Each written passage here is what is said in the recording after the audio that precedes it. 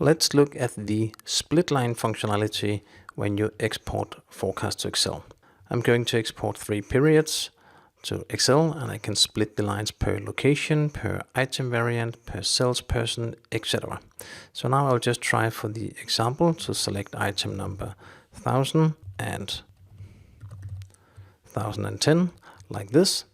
I will have a filter on my location, and I will split per salesperson and nothing else, and only those 2 item numbers. This means that it will split for all the salesperson. Since I haven't made any salesperson filter, I could also filter here on the salesperson.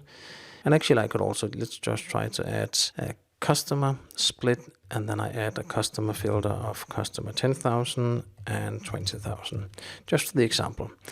Be aware that the performance is rather slowly now, and that's because it will calculate a lot of columns in here.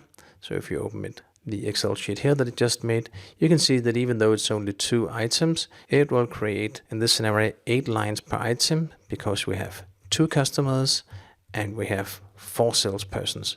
And this is meant to be able to send to those persons, of course, and they can create forecast. Now, if we have had 1,000 customers and 15 salespersons, this would be a much bigger sheet. So you have to be aware of performance when placing all those splitting line check marks.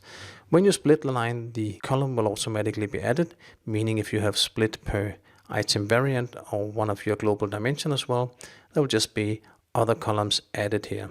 And therefore you could just import with the same scenario as when you exported it.